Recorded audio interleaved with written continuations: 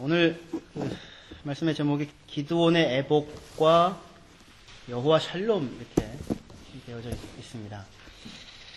지난주에 이어서 지금 기드온 말씀을 두 번째로 전하게 되는데요. 오늘 저희가 읽은 그 8장 후반절이 이제 기드온 이야기의 일종의 마지막이 되는 셈인데, 거기에 아름다운 모습으로 끝이 맺어지면 좋겠는데 그렇지 않고 기드온이 에봇을 만들게 되고 그 에봇을 자기 집에다 두게 되고, 그리고 그 에봇을 이스라엘 사람들이 음란하게 섬기게 되는, 마치 바알을 음란하게 섬기듯이 8장 하번절에 보면 기드온이 죽은 이후에 이스라엘 백성이 바알을 음란하게 섬겼다라고 얘기를 하는데, 바알을 음란하게 섬겼다라고 한 것과 똑같은 단어로 기드온이 만든 에봇을 음란하게 위하니라 같은 단어로 사용을 하여서, 사실은 에봇이라고 하는 것은 제사장들이 입는 의복이지 않습니까? 하나님을 섬기기 위하여 필요한 굉장히 중요한 것인데, 그것이 분명히 하나님과 연결되어져 있고 어떤 의미로 보면 하나님을 상징하고 나타내는 것인데, 근데 그것을 이스라엘 백성은 마치 바알을 섬기듯이 그렇게 잘못 사용하였다라고 하는 것으로 지금 기드온의 이야기가 마무리가 되고 있습니다. 그런데 그 에봇이 있었던 곳이 어디예요? 기드온의 집이죠. 오브라. 그런데 기드온 이야기는 그렇게 이 에봇만 하나님과 관련되어 연결되어 어떤 상징처럼 나타난 구체적인 대상이 뭐 이렇게 말을 무슨 얘기인지 다 아시죠? 예. 제가 한 문장이 깁니다. 한 문장이 긴데 저는 독일어도 이렇게 길게 얘기합니다. 그래서 이야기를 하는 저만 알지 듣는 사람은 알 수가 없는. 근데 잘 듣고자 하시는 분들은 또 제 얘기를 알아들으시더라고요. 그 중에서도 여러분들이 이렇게 듣고자 하는 마음을 가지시고 잘 들으시면 알아들을 수 있습니다. 에봇이라고 하는 상징이 지금 오브라에 있는데 하나님과 연결되어지는 것이지 않습니까? 근데 그것만 있는 게 아니라 사실은 기드온 이야기의 제일 처음에도 그러한 어떤 구체적인 상징물이 있습니다. 찾아봅시다. 사사기 6장 24절에요. 기드온이 여호와를 위하여 거기서 제단을 쌓고 그것을 여호와 샬롬이라 하였더라. 그것이 오늘까지 아비에셀 사람에게 속한 오브라에 있더라. 이렇게 얘기를 하죠. 굳이 이렇게 지금 밝히고 있는 겁니다. 그러니까 하나님과 대면하여 보고 만난 그 자리에 기드온이 제단을 쌓고 제단의 이름을 여호와 샬롬이라고 했는데, 그 제단이 오늘날까지 오브라에 남아있다고 합니다. 그러니까 최소한 사사기를 기록하고 있는 그 성서 기자가 살아있을 때까지는 거기에 여호와 샬롬이라고 이름 붙인 제단이 지금 놓여져 있는 거예요. 그러니까 지금 말하자면 기드온의 이야기는 오브라, 기드온의 집에 있는 여호와 샬롬이라고 하는 제단으로 시작하여 굉장히 중요하고 좋은 말씀이고, 그리고 거기야말로 그리스도인들의 삶이 잡아야 하는 그러한 내용인데, 그걸로 시작하여 하지만 오브라에 있는 기드온의 집에 에봇을 만들고 그것을 이스라엘 백성이 마치 바알을 섬기듯이, 우상을 섬기듯이 자기의 욕망을 만족시키기 위하여 사용을 하고 있는 것으로 끝이 나고 있는 그 두 가지가 오브라에 이렇게 눈으로 보여질 수 있는 증거로 남아있는 그런 형태입니다. 그래서 오늘은 이 두 가지 사이, 기드온의 에봇과 그리고 여호와 샬롬이라고 하는 눈으로 보여지는 우리 앞에, 눈앞에 있는 형태이죠. 그것을 통하여 하나님께서 우리에게 하시고자 하시는 내용이 무엇인지를 살펴보려고 합니다. 지난주에 저희가 기드온 이야기를 통하여서 하나님은 지금 미디안과 싸우고 있는 것이 아니고 이스라엘 백성과 싸우고 있다라고 말씀을 드렸었습니다. 이스라엘 백성의 진정한 대적은 미디안 족속이나 가나안 사람들이나 블레셋이 아닙니다. 그리고 하나님은 그들을 물리치기 위하여 헌신된 기드온이 필요한 게 아닙니다. 기드온과 300용사는 하나님께서 하시고자 하시면 마른 막대기 같은 사람들을 통하여서도 얼마든지 대적을 물리칠 수 있다라고 하는 것을 보여주는 것 아니겠습니까? 문제는 지금 미디안을 이길 힘이 이스라엘에게 없거나 그 이스라엘이 하나님에게 없는 게 문제가 아니라 이스라엘 사람들이 하나님의 백성으로서 하나님 백성답게 살 생각을 하지 않고 있다는 사실이 문제이고, 그렇기 때문에 지금 하나님은 미디안과 싸우고 있는 것이 아니라 말하자면 이스라엘과 지금 싸우고 있는 것이었습니다. 그리고 그 싸움의 핵심은 하나님의 왕되심을 인정하고 고백하고 살 것인가, 그게 아니면 자기가 왕이 되어 살 것인가 라는 것이라고 했습니다. 당시에 이스라엘에 왕이 없었으므로 사람들이 자기가 옳다고 하는 바대로 행하니라. 그럼 누가 왕이라는 거예요? 결국 다 자기가 왕이라고 하는 것이지 않겠습니까? 그래서 그것이 싸움의 가장 큰 핵심이었었어요. 그럴 때에 기드온과 300용사가 하는 역할은 너희도 이 사람들처럼 하나님을 의지하고 나아가면 큰 승리를 이룰 수 있다라고 하는 것을 보여주는 데 목표가 있는 것이 아니라, 그것이 아니라 하나님의 손에 붙잡힌 지팡이로서 우리에게 필요한 것은 힘이나 세력이 아니라 하나님 자신이다 라고 하는 그 사실을 보여주고 싶었던 겁니다. 힘이나 세력이 필요하다면 하나님은 32,000명이 모였을 때 한번 하나님이 나팔을 하고 불면 32만 명이 몰려오게 하셔야죠. 그리고 그들로 이기면 되지 않겠습니까? 그렇죠. 근데 그런 형태가 아니라 오히려 다 돌려보내고 300명으로 승리를 이루시는 것으로 우리에게 필요한 것은, 하나님의 백성에게 필요한 것은 힘이나 세력이 아니라 하나님 자신이다라고 하는 사실을 보여주십니다. 하나님께서는 어떤 위대한 구원의 일을 이루기 위해서 우리를 필요로 하는 것이 아니라, 그것이 아니고 오히려 우리 자신이 목표이고 그 우리 자신이 하나님을 경외하며 살아가는 그 자리로 우리를 부르시는 것이지, 우리를 사용해서 무슨 일을 하고 싶은데 그 일 하는데 우리가 도구나 수단으로 꼭 필요해가지고 여기까지 올라와라 얘기하는 것이 아닌 것입니다. 하나님의 관심은 철저하게 어디에 있어요? 우리들에게 있는 겁니다. 우리들에게. 하나님의 관심은. 아이들이 그 성적을 잘 받아오면 부모님이 만약에 칭찬을 해주고 선물까지 준다면 부모의 관심은 어디에 있는 거예요? 성적에 있는 거죠. 성적에 있는 거예요? 성적에? 물론 성적에 있죠. 근데 그 좋은 성적을 받은 사람이 누구여야 합니까? 내 자녀여야 되잖아요. 내 자녀. 애들이 그렇게 생각하는 거잖아요. 애들이. 엄마는 성적만 원해. 에? 그래서 성적 잘 안 받아 오잖아요. 그래서 내쫓았어요, 다들? 그게 아니라 어떻게 해서인지 구워 삶아가지고, 이렇게 꼬시고 저렇게 꼬시고, 그래가지고, 훌륭한 삶의 자리에, 평강을 누리는, 복을 누리는 삶의 자리에 그 아이가 목표잖아요. 그렇죠? 그 아이가 목표지 않습니까? 시험도 어려움도 이 모든 것들이 그거를 이길 수 있는 힘이 있는 사람으로, 역경을 극복할 수 있는 사람으로, 어떠한 상황에서도 다른 것이 아니라 하나님을 신뢰하고 의지하는 사람으로 살아갈 수 있도록 하기 위하여 하나님께서 우리들을 목표로 하고 계시는 것이지요. 그래서 지금 기드온과 300용사도 말하자면 그걸 통하여 확인하게 하고 싶은 것이, 하나님을 의지하면은 이렇게 엄청난 놀라운 일을 이룰 수 있구나가 아니라 거기에 정신 팔리면 안 됩니다. 하나님이 워낙 크신 분이시잖아요. 근데 그 크신 분이 하고자 하시면 이 놀라운 일을 이루실 수 있는 분인 그 하나님이 누구를 목표하신다고요?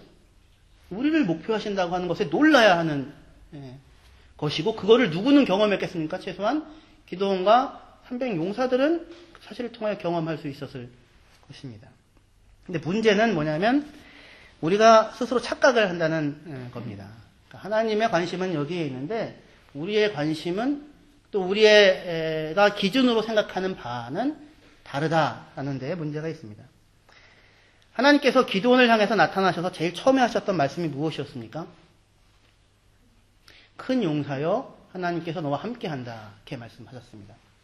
그냥 기드온아, 하나님이 너와 함께한다라고 얘기하셔도 되잖아요. 그렇죠? 그런데 그렇게 안 부르고 큰 용사여, 하나님이 너와 함께한다라고 부르고 있습니다. 그런 데는 이유가 있겠죠. 그렇죠? 여러분들이 평소에는 자녀들의 이름을 그냥 샤론이면 샤론이, 시온이면 시온이 이렇게 부르다가 어느 날 석샤론 이렇게 부르면 뭔가 김시원, 뭔가 다른 거 아니에요? 그렇죠? 그게 부르는 것은 그냥 아무 이유가 없는 것이 아니라 굉장히 그 부름 자체에 많은 내용이 이미 담겨져 있는 것이겠지요. 그렇죠? 그래서 지금 하나님께서 기도원을 부르는데 그냥 부르는 게 아니고 큰 용사여라고 부르고 있습니다. 그것이 그 안에 숨겨져 있는 내용이 굉장히 많이 있어요.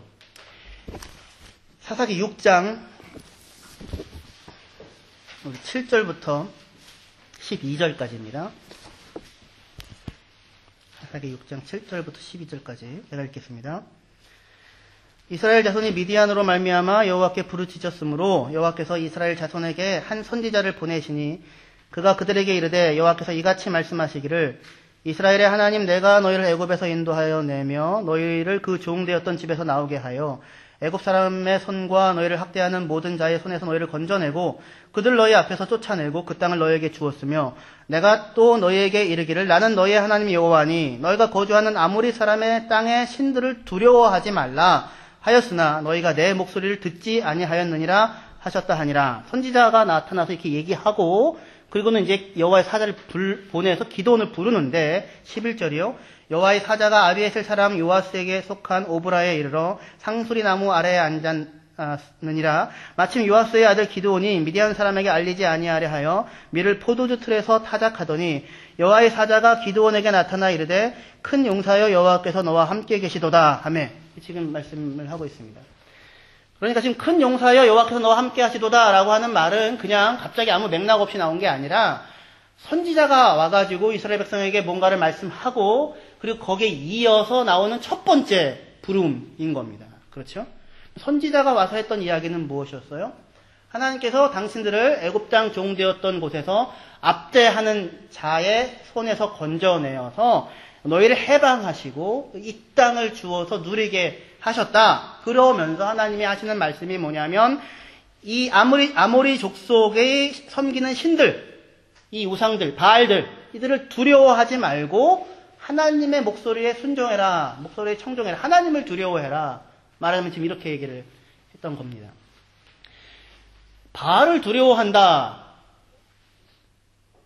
여기서 바알을 두려워한다는 것은 무서워한다라는 말도 되지만 경외한다라는 말도 되고 그리고 사모한다, 추구한다, 중요하게 생각한다 이렇게도 이해할 수 있습니다. 이 같은 말, 바알을 무서워하지 말고, 그러니까 그 신들을 무서워하지 말고 하는 말은 기본적으로 본래에 아브라함이 하나님을 경외하였다라고 할 때에 사용되어지는 형태의 말입니다. 그러니까 이스라엘 백성들로 하여금 너희는 한편으로는 바알을 무서워하지 마, 이 사람들 무서워하지 마, 이 사람들이 섬기는 신을 무서워하지 마, 이 사람들을 무서워하지 마, 이 사람들이 철병거가 있다고 무서워하지 마, 이 사람들이 안악 자손이라고 큰 용사들이 많다고 무서워하지 마, 이 사람들이 좋은 발전된 그 과학 기술과 철병거를 만든다는 건 벌써 청동기 시대에서 철기 시대로 넘어갔다는 것 아니겠습니까? 그런 거 가지고 있다고 해서 무서워하지 마도 되지만 동시에 그거 너무 좋아하지 마, 그거를 사모하지 마, 그거를 소망하지 마, 그것 갖고자 하지 마라는 형태의 이야기일 수도 있습니다. 지금 이들이 추구하는 것, 이들이 갖고 있는 것을 너희도 갖고자 하지 말고 또는 거꾸로 그것을 두려워하지 말고 누구를 사모하고 누구를 경외하라고요? 하나님을 경외하고 하나님을 두려워하라고요. 왜요?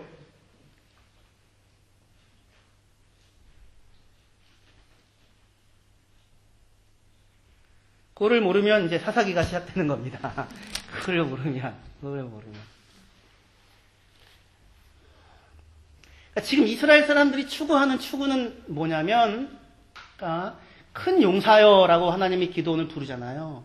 그러니까 큰 용사가 되기를 사실은 추구하는 겁니다. 큰 용사가 되고 싶은 겁니다.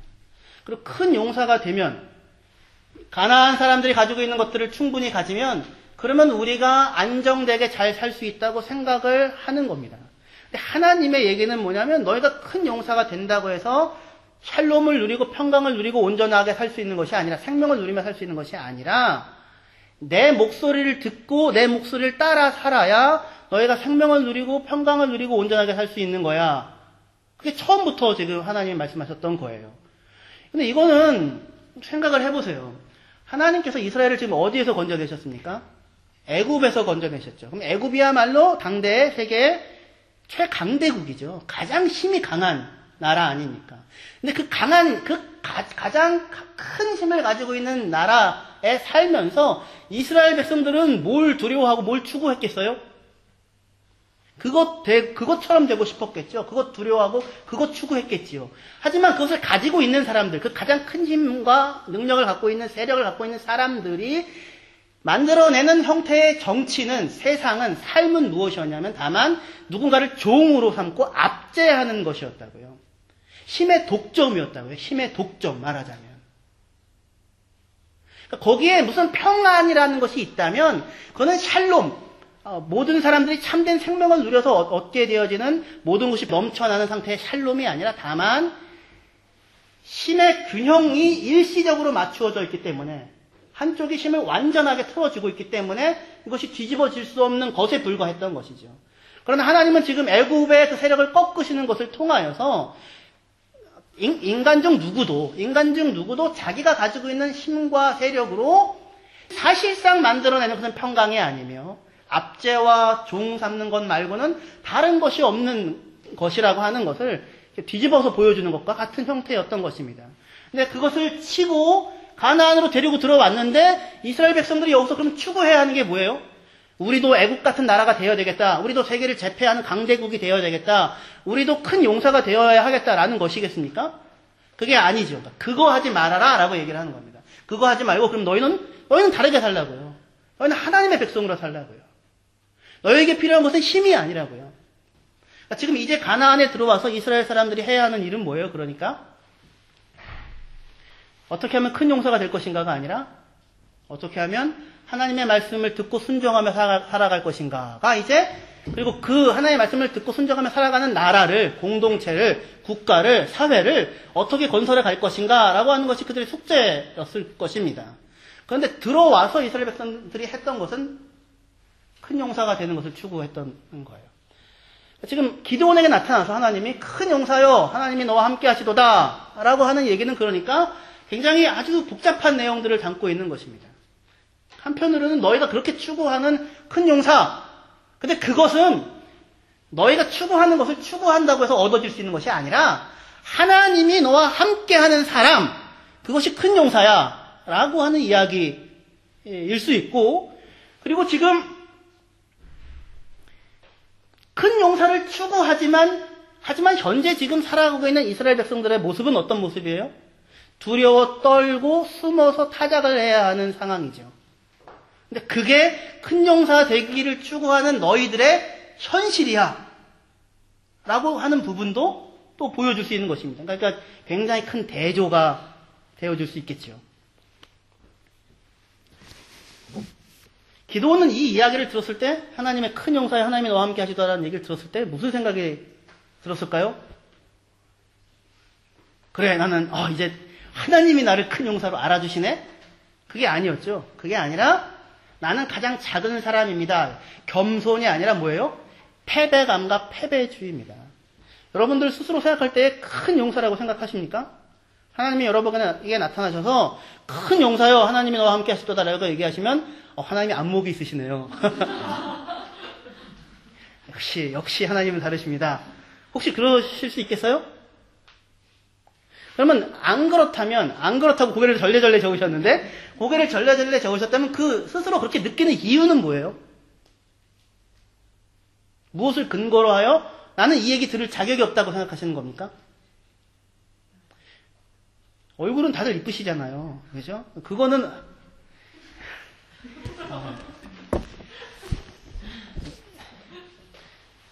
무리한 얘기가 아닌 나름 생각하는 근거가 있지요. 그러니까 그 근거들이 사실은 이스라엘로 하여금 큰 용사를 꿈꾸나 하나님이 함께 하시는 백성으로 정말 큰 용사로 살지 못하게 만드는, 하나님이 생각하는 기준과 다른 기준으로 자기를 바라보고 있는 그 모습에 맞닥뜨리게 하는 그런 것입니다. 그러니까 지금 큰 용사라고 지금 얘기하는데, 큰 용사라는 말은 히브리 말로는 깁보르 하일 이렇게 부릅니다. 깁보르 하일. 이런 거는 모르셔도 되지만 그냥 아셔도 좋습니다. 깁보르 하일. 현숙한 여인은 에셰트 하일 이렇게 부릅니다. 에셰트라는 말이 여자라는 뜻이고 하일이라는 말은 능력이 있는, 힘이 있는, 강한 그런 거예요. 그런. 근데 현숙한 여인, 말하자면 잠언 31장에 나오는 그것이 그리스도인 여성들에게 대한 일종의 모델과 같은 거라면 남자들에 대해서는 뭐라고 부르는 거냐면 기뽀르 하일이라고 해서 큰 용사, 능력 있는 용사라고 하는 것이 그 현숙한 여인과 대비되어지는 남자들을 향하여 부르는 어떤 호칭일 수 있습니다. 실제로 다윗에 대하여 기뽀르 하일이라고 큰 용사라고 성경에 호칭합니다. 다윗이 소년이었을 때 그 다윗을 어떤 소년이 다윗에 대하여 사울에게 소개하면서 그는 기뽀르 하일, 그는 큰 용사인데 하나님이 그와 함께 하십니다. 똑같죠. 하나님이 그와 함께 하시는 큰 용사입니다. 그렇게 얘기를 하거든요. 근데 이 이스라엘 백성들이 추구했던 것은 용사인데 하일, 능력이 있고 강하고 못하는 게 없고 그런 사람이 되고 싶은 것이 이스라엘 백성들의 욕망인데 근데 그 자리에 도달할 수 있는 길은 가나안 사람들이 갖고 있고 추구하는 것처럼 또는 애굽 사람들이 갖고 있고 추구하는 것처럼 자신들 안에 세력과 힘과 능력을 쌓는다고 해서 그 자리에 도달할 수 있는 것이 아니라 누구를 신뢰하는 것으로요? 하나님을 자기의 하일, 자기의 능력의 근원으로 삼는 것으로 하나님이 나의 하일이다. 하나님이 나의 힘이다. 라고 하는 것을 인정하는 사람이야말로 기뽀르 하일이라고 할 수 있다라고 하는 것입니다. 그게 이제 처음부터 이렇게 나타나죠. 그러나 이스라엘 백성들이 추구했던 것은 그런 쪽에 지금 기뽀르 하일이 아니라 큰 용사가 아니라 다른 용사였어요. 어떤 용사였냐면 창세기 6장 1절에서 4절이요. 창세기 6장 1절에서 4절. 성경에서 이제 기뽀르라는 말, 용사라는 말이 가장 처음 등장하는 자리가 창세기 6장입니다. 창세기 6장 1절에서 4절 제가 읽겠습니다. 사람이 땅 위에 번성하기 시작할 때에 그들에게서 딸들이 나니 하나님의 아들들이 사람의 딸들의 아름다움을 보고 자기들이 좋아하는 모든 여자를 아내로 삼는지라. 여호와께서 이르시되 나의 영이 영원히 사람과 함께 하지 아니하리니 이는 그들이 육신이 됨이라. 그러나 그들의 날은 120년이 되리라 하시니라. 당시에 땅에는 네피림이 있었고 그 후에도 하나님의 아들들이 사람의 딸들에게로 들어와 자식을 낳았으니 그들은 용사라 고대의 명성이 있는 사람들이었더라. 그들은 용사라라고 하는 게 그 얘기입니다. 그들은 기뽀르들이었더라. 용사였더라. 하나님의 아들들이 사람의 딸들의 아름다움을 보고 원하는 대로 아내를 삼고 그리고 자식을 낳고 근데 그들이 네피림이고 안악자손이고 말하자면 거인들이고 강력한 힘이 있는 사람들이고 그리고 용사고 이름이 있는 그런 명성이 있는 사람이었다 이렇게 얘기를 하고 있습니다. 이 부분에 대한 해석은 여러 가지가 있을 수 있지만 전통적인 해석은 하나님의 아들들은 셋의 자손이고 사람의 딸들은 가인의 후예였다 이렇게 보통 이해를 하지만 사실은 좀 너무 아무 연관 없이 생뚱맞게 그렇게 붙여지는 경향이 있습니다. 사실 여기서 하나님의 아들들에 대하여 하나님의 아들들이 사람의 딸들을 원하는 대로 아내로 삼고 하는 그런 이야기에 대하여 우리가 알 수 있는 유일한 정보들은 여기 있는 게 전부거든요.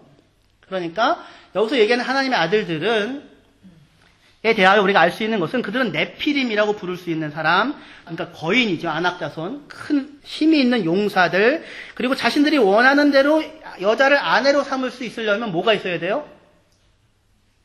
잘생기기만 해서는 되는 게 아니라 권력이 있어야 되는 거죠. 힘이 있어야 하는 거죠. 그렇죠? 힘이 있고 권력이 있어야 되는 거죠.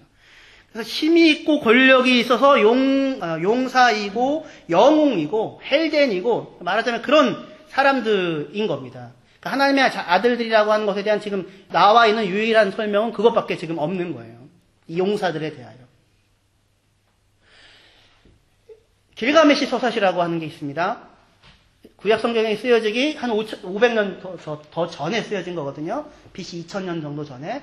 길가메시 서사시의 가장 첫 장에 나오는 장면이 이 창세기 6장과 아주 유사합니다. 길가메시라고 하는 영웅입니다. 한 나라를 지배하고 다스리는 이런 거인의 강력한 힘을 가지고 있는 반인 반신과 같은 신의 아들과 같은 그러한 존재로서 그 땅을 다스리고 있는데 첫 장이 어떻게 시작되냐면 그의 신하들이 그의 신하들이 원망을 하는 내용으로 시작됩니다. 그가 원하는 대로 우리 딸을 아내로 삼고자 한다고 이야기하면 우리의 모든 딸들을 다 그에게 내어주어야 한다. 그러나 어찌하랴 그가 왕인 것을. 이렇게. 그러니까 지금 이 창세기 6장에 마주하는 상황과 아주 유사한 상황이라는 것입니다. 그러니까 지금 그렇게 힘이 있고 강력한 사람들이 그의 힘을 바탕으로 하여서 자기의 원하는 대로 여자들을 아내로 삼을 수 있고, 그리고 그 힘을 바탕으로 해서 유명해지고 왕이 되어지고 나라를 다스리고 있는 그러한 상황. 근데 그러한 상황, 그러한 사회에 대한 묘사는 뭐예요? 창세기 6장에서 홍수 이전의 상황이 아닙니까? 당시의 상황에 대한 묘사는 그때의 땅이 폐괴하고 강포하였더라. 다시 얘기해서 부패하고 폭력이 난무하였더라라는 것입니다. 힘에 근거하여서 질서가 재편되니까 당연히 그 안에서 부패가 이루어지거나 또는 폭력이 성행하는 사회가 될 수밖에 없는 것이겠지요.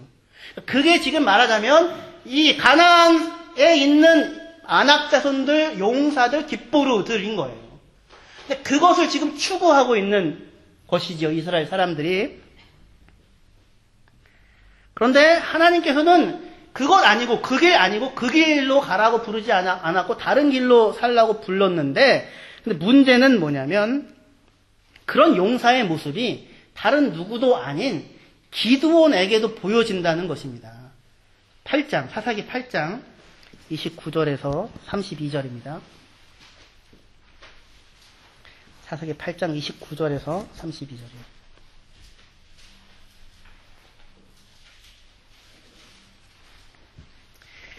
제가 읽겠습니다. 요아스의 아들 여롯바알이 돌아가서 자기 집에 거주하였는데 기드온이 아내가 많으므로 그의 몸에서 낳은 아들이 70명이었고 세겜에 있는 그의 첩도 아들을 낳았으므로 그 이름을 아비멜렉이라 하였더라. 요아스의 아들 기드온이 나이가 많아 죽음에 아비에셀 사람의 오브라에 있는 그의 아버지 요아스의 묘실에 장사되었더라. 이렇게 말하고 있습니다. 지금 기드온이 지금 집에 돌아가 거주했는데 아내가 몇 명이래요? 많대요. 맞는데 몸에서 낳은 자식이 몇 명이랍니까? 아들만 70이랍니다. 아들이 70이면 저는 지금 아들이 하나고 딸이 둘인데 부인이 도대체 몇 명쯤 돼야 될까요? 10명이라고 하면 한 사람이 7명씩 낳아야 되는데 그 성비가 1대1 아니에요. 이거는 70명에 한 140명 정도 자식이 되어야 되지 않겠습니까? 그러니까 10명 갖고는 사실 부족합니다. 그리고 훨씬 더 많았을 것입니다. 훨씬 더. 최소한 30명 정도는 아마 되지 않았을까 싶습니다. 그럼 기드온이 그렇게 많은 여인을 아내로 삼을 수 있었다는 것은 이유가 뭐겠어요? 기드온이 잘생겨서요? 그게 아니라 세력이 있고 힘이 있는 사람입니다. 용사죠, 용사. 말하자면. 누구나 부러워하는 용사가 된 겁니다. 어떻게 해요? 전쟁에서 큰 승리를 해서 정치력을 거머쥘 수 있었고, 그 다음에 뭘 만들었습니까? 에봇을 만들었잖아요. 에봇을. 이스라엘 사람들이 와서 왕대해 주십시오, 우리를 다스려 주십시오라고 할 때 내가 왕 아니야, 하나님이 왕이야 이렇게 멋있게 얘기를 했지만, 근데 그러고 끝인 것이 아니라 에봇을 만들죠. 내가 하나 요구할 테니까 너의 탈취물을 주어라. 그것으로 에봇을 만드는데, 에봇은 종교적인 중심지가 기드온의 집이 되는 것입니다. 에봇은 무엇을 하는데 사용됐냐면 무엇을 물을 때 사용됩니다. 물을 때 그렇게 보통 사용을 했거든요. 그러니까 사람들이 에봇에게 뭔가 물을 일이 있으면 가는 거예요. 물으러 갈 때 그냥 가겠습니까? 복채를 가지고 가겠죠. 복채를 많이 가지고 가면 많이 가져갈수록 영험한 이야기를 해주지 않겠습니까? 그렇게 한 거예요. 그게 음란이 생겼다는 겁니다. 에봇을 우상처럼 사용했다는 거예요. 그러면 그 복채를 가지고 가면 그 복채가 누구의 소유가 되겠어요? 누구의 몫이 되겠어요? 기드온의 집에 있으니까 기드온의 것이 되겠죠. 그러니까 정치력을 확보할 수 있었고, 그리고 경제적으로도 상당히 힘이 있었고, 종교적으로도 권위를 가지고 있을 수 있었고, 그러니까 마치 말하자면 영웅이 되어 있는 것입니다. 큰 용사가 되어져 있는 거예요. 본인이 원했든 원하지 아니하였든 간에 지금 상황이. 그러니까 창세기 6장에서 보여지는 그 모습의 자리에 지금 누가 가 있어요? 기드온이 가 있는 거라고요. 큰 용사여 하나님이 너와 함께 하시도다 라고 할 때 기드온은 정말 용사라고 하는 것과는 전혀 어울리지 않은 사람이었죠. 그래서 하나님을 믿고 열심히 살았더니 진짜 큰 용사가 됐다는 걸 보여주고 싶은 거예요. 너희도 하나님 믿고 신뢰하면 이렇게 세력을 얻어서 70명의 자녀를 낳을 수 있고 30명의 아내를 얻을 수 있다 이거예요? 그게 아니죠.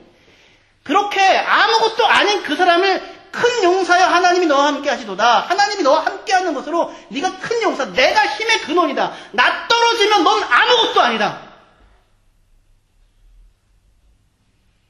근데 내가 너 붙잡고 있다. 내가 너와 함께 한다. 그렇게 해서 시작된 거잖아요. 그런데 마지막에 가보니까 이놈이 지가 그냥 큰 용사가 되어져 있는 겁니다. 그리고 31절에 세겜에 있는 그의 첫 두 아들을 낳았으므로 그 이름을 아비멜렉이라 하였다고 합니다. 아비멜렉. 아비멜렉이라는 이름의 뜻은 아비, 나의 아버지가 멜렉, 왕이다라는 뜻이에요. 내 아빠가 왕이야. 그게 자식의 이름이에요. 근데 그 이름을 누가 지어 주었을까요? 기드온이 지어준 겁니다. 기드온이. 우리 성경에는 명확하게 나와 있지 않지만 영어 성경에는 he라고 되어 있고 독일 성경에는 ear라고 되어 있습니다. 그가 지어준 거예요. 그러니까 기드온이 지금 자기 아들을 낳고는 이름을 내 아빠는 왕이야. 그러니까 지금 말하자면 지금 기드온이 어느 자리에 있는 겁니까? 왕의 자리에 있는 겁니다. 정치적인 시스템이나 체제 속에서는 자기가 왕이 된 거 아니지만 현실적으로 지금 미쳐지는 영향력으로 볼 때는 내가 왕인 거예요.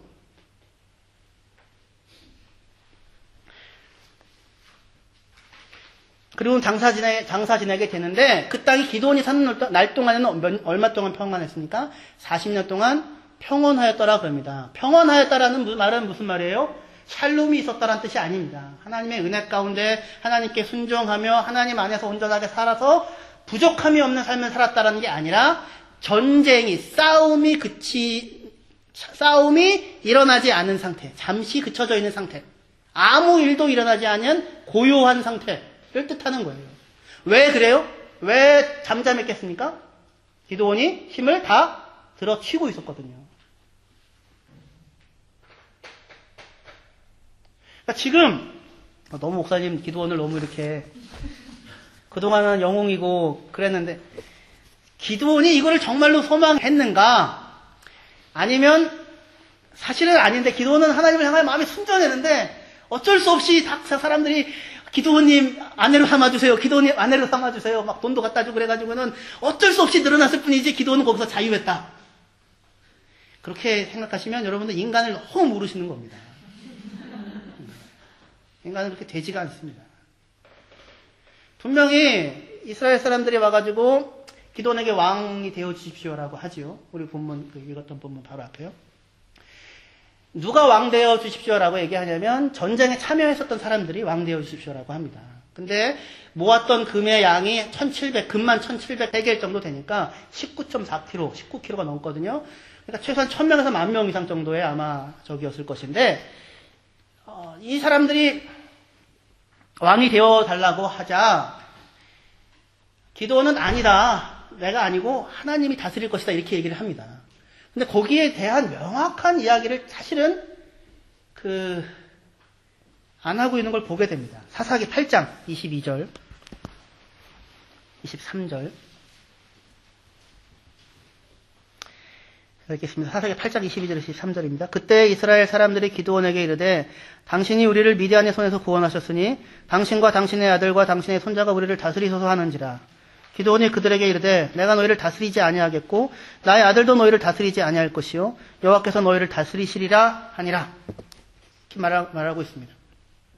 나는 너희 안 다스리고 내 아들도 안 다스린다. 왕 안 된다. 하지만 여호와께서 너희를 다스린다 라고 얘기를 하는데 이스라엘 백성들이 와가지고 우리의 왕이 되어 주십시오 라고만 한 게 아니라 당신이 우리를 미디안의 손에서 구원하셨습니다. 이렇게 지금 얘기를 하고 있는 거예요. 지금 이런 형태인 겁니다. 이 사람들은 기드온과 300용사는 아닙니다. 이 왕이 되어달라고 했던 사람들은 아마 돌아갔던 사람들이거나 처음에 싸우러 왔던 32,000명에 속한 사람들이었을 것입니다. 최소한 300명은 뭘 알아요? 자기들의 손으로 구원을 이룬 것이 아니라는 걸 알지요. 하나님께서 자신들을 통하여 자신들을 막대기로 지팡이로 사용하여 구원을 이루어졌다는 사실을 부인할 수가 없지요. 하지만 뒤늦게 전쟁에 참여하여서 이 전리품을 얻는데 참여했던 사람들에게는 뭐가 보여요? 하나님이 보이는 게 아니라 기드온이 보이는 거죠. 그래서 당신이 우리를 구원하셨으니 당신이 왕이 되어 주십시오라고 지금 이야기를 하고 있는 거예요. 그러니까 지팡이가 보이는 거예요. 지팡이. 왜 그 지팡이가 보여요? 이스라엘 사람들에게는 그게 능력 있어 보이거든요. 그게 용사처럼 보이거든요. 그게 세력 있어 보이거든요. 그게 힘이 있어 보이거든요. 그러니까 본인들도 그렇게 되고 싶고 그 우산 안에 들어가고 싶은 것입니다. 이게 일종의 말하자면 우상이 되는 것이고 애복과 같은 것이 되는 거예요. 근데 거기에 대하여 기드온이 부인을 할 수가 없습니다. 하나님의 그의 손으로 나를 통하여 구원하신 것이지 내가 구원한 건 아니야 라고 그것을 부인할 수는 없지만, 하지만 기드온은 하나님이 다스려, 하나님이 통치해, 하나님이 이 승리를 주신 거야. 그 사실은 부인하지 못하지만, 하지만 뭐는 만들어요? 에봇을 만든다고요. 에봇을 왜 만들었을까요? 그 안에 욕망이 있는 겁니다.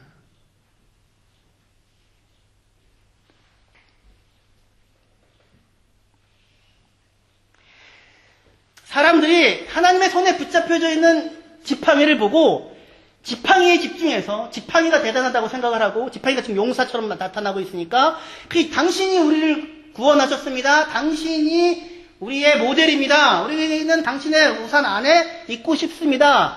당신이 영웅입니다. 라고 이야기를 자꾸 하면 기드온도 사실은 자기가 뭔지 알게 되겠어요?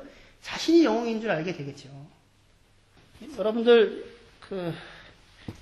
목사인 저를, 목사님은 훌륭하십니다. 저도 합니다. 목사님은 정말 존경합니다. 저도 제가 존경할 만하다고 스스로 생각합니다.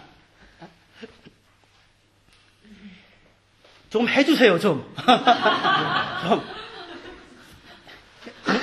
그래야 좀 숨 쉬고 살 수 있지 않겠습니까? 근데 이게 지나치게 되면 어떻게 돼요? 내 안에서 다른 욕망들이 나오게 되는 겁니다. 하나님이 날 붙잡고 있다는 사실은 부인할 수 없지만, 하지만 내가 남다르다고 하는, 내가 이유가 있다고 하는, 내가 용사라고 하는 자리에 서고 싶은 욕망이 모든 사람들에게 있게 됩니다. 그리고 더군다나 기드온 같은 경우에는 패배주의에 사로잡혀 있었던 사람이었기 때문에 그것이 더 큰 부분이 있는 겁니다. 문제는 그거예요. 이제 말씀을 마무리해 가겠습니다. 문제는 그거예요. 기드온이 영웅이 되고 또는 용사가 되고 큰 용사가 지금 되어져 버렸잖아요. 큰 용사가 되어져 버렸는데 그 결과 기드온과 이스라엘 백성이 얻은 것이 무엇입니까? 샬롬이 아니죠. 평강이 아니죠. 참으로 큰 용사들이 되어서 살아가는 것이 아니라 다만 폭력의 독점으로 말미암아 그것이 지금 잠잠해졌을 뿐이고, 모두가 다 왕이 되고자 하는 상황 가운데 사람들이 다 놓여져 있었던 것입니다. 기드온이 죽자마자 다시 다른 울림들이 올라오죠. 왕이 되겠다고, 내가 영웅이 되겠다고, 내가 세력을 잡겠다고. 하나님이 아니라 내가 왕이 되겠다고 나선 사람이 아비멜렉이었습니다. 기드온의 아들, 그 세겜에 있는 그 아들, 아무것도 갖고 있지 아니한 내가 왕이 될래, 내가 영웅이 될래 라고 하는 것이 지금 이스라엘 사람들에게 편만하게 깔려져 있는 정서였다고요. 근데 그것에 대하여 하나님께서 지금 하시고자 하는 말씀은 뭐냐면 사사기 6장 22절에서 24절입니다.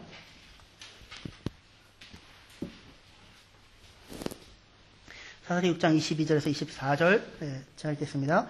기드온이 그가 여호와의 사자인 줄을 알고 이르되 슬프도소이다 주 여호와여, 내가 여호와의 사자를 대면하여 보았나이다 하니 여호와께서 그에게 이르시되 너는 안심하라, 두려워하지 말라, 죽지 아니하리라 하시니라. 기드온이 여호와를 위하여 거기서 제단을 쌓고 그것을 여호와 샬롬이라 하였더라. 그것이 오늘까지 아비에셀 사람에게 속한 오브라에 있더라. 그 오브라에 에봇이 있는데 그 에봇은 모든 사람들의 욕망과 불안과 공포와 그리고 자신들의 미래를 자신이 통제하고 싶은 욕망과 두려움의 상징이지요. 에봇이 와서 묻는 것은 이렇게 되겠습니까? 저렇게 되겠습니까? 이렇게 해야 되겠습니까? 저렇게 해야 되겠습니까? 라는 것을 묻는 이유는 뭐예요?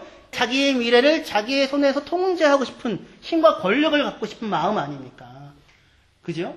여러분들 얼마를 갖고 있으면 노후가 안전하겠어요? 그래가지고 가졌는데 하나님 불러가시면 어떻게 하시겠어요?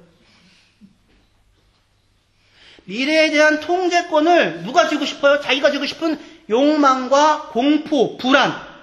그것을 잠재우기 위해서 뭐가 되고 싶은 거예요? 힘을 가지고 싶은 것이고, 영웅이 되고 싶은 것이고, 용사가 되고 싶은 것입니다. 그걸 가지고 있으면 그걸 극복할 수 있다고, 내가 다스릴 수 있다고 생각을 하는 거예요. 에봇이. 하지만 그렇습니까? 그렇지 않죠. 그렇지 않고, 사사기 전체에 평강이 없습니다.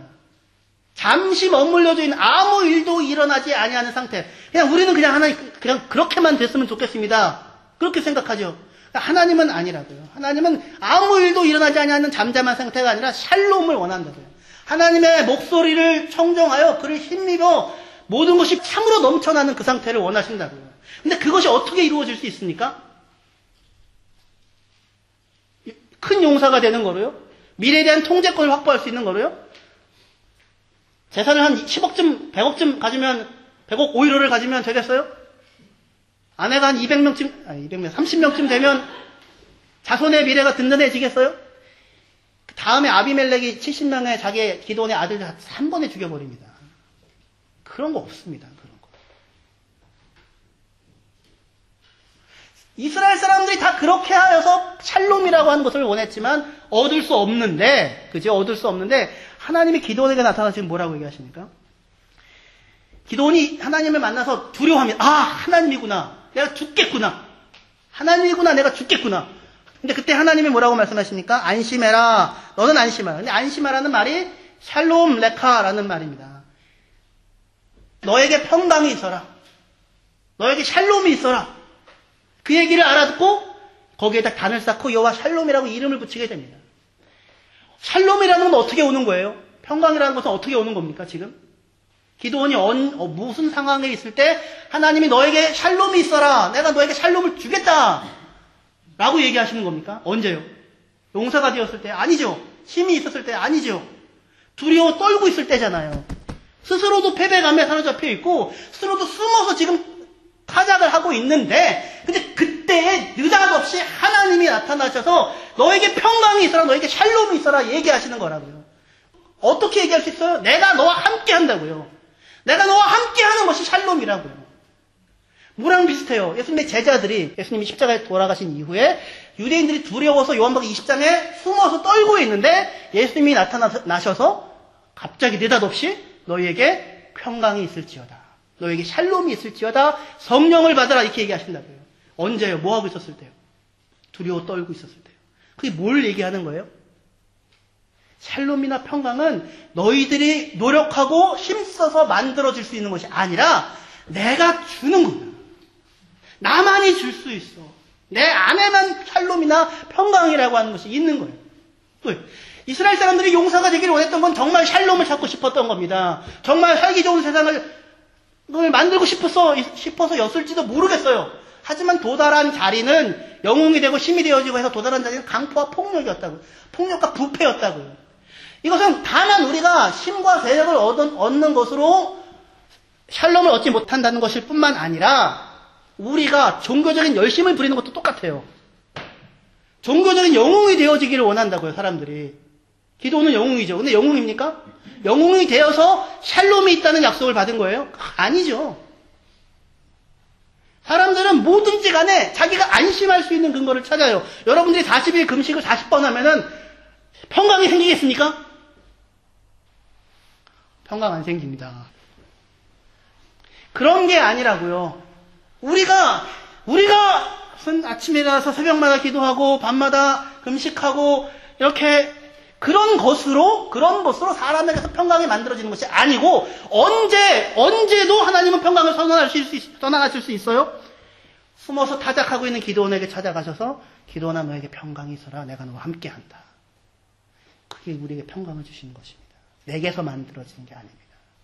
아무리 많이 가져도 영웅이 되어도 통치자가 되어도 평강은 우리의 것이 아닙니다. 우리가 잘 살아서 우리가 종교적으로 훌륭해서도 아닙니다. 그래서도 평강은 만들어지는 게 아닙니다. 평강은 오직 하나님이 우리에게 주시는 것인데 하나님이 우리와 함께 하신다라고 하는 약속 가운데만 누려질 수 있는 것입니다. 우리가 아직 죄인 되었을 때 우리가 믿음으로 의롭다함을 얻었으므로 우리가 하나님으로 더불어 화평을 샬롬을 가지고 있다.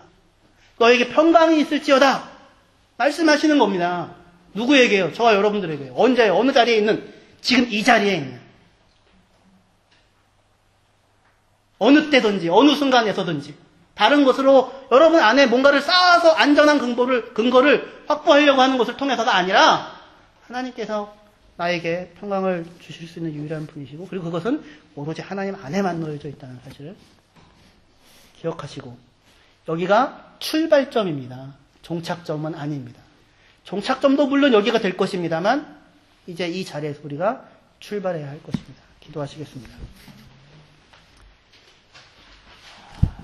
하나님 아버지, 잠시간에 아무 일도 일어나지 아니하는 고요함이 내가 가지고 있는 재산 때문이라고, 내가 이룬 업적 때문이라고 사람들이 스스로 속는데, 근데 그 안에 압제와 부르짖음과 애통과 슬픔이 있다는 사실을 내 눈에 안 보이기 때문에 외면하는 것이지, 하나님은 그것을 보고 계십니다. 그리고 안타까워하십니다.